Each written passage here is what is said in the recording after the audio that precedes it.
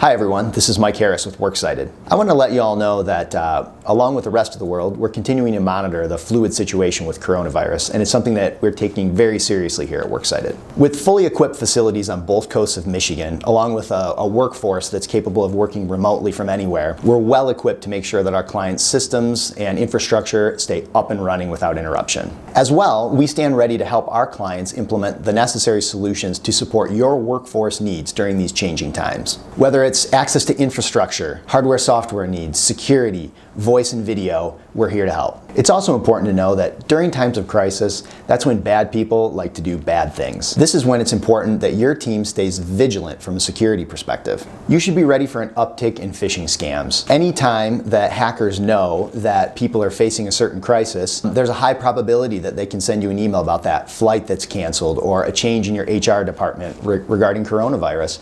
Your team needs to be extra vigilant and really paying attention on what to click and what not to click. Our security team is also starting to see COVID-19 tracking websites that are actually malware infused. So it's important during these vulnerable times that you're extra careful about the places you're going for information, because again, during times of crisis, bad people do bad things and they're going to take advantage of that opportunity. These are some of the reasons why over the past year, Worksighted has invested heavily in building out our own security team.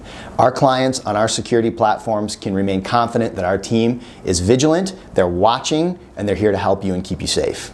As the situation evolves, you can be confident that we'll continue to share updates from Worksighted. So thank you and stay safe.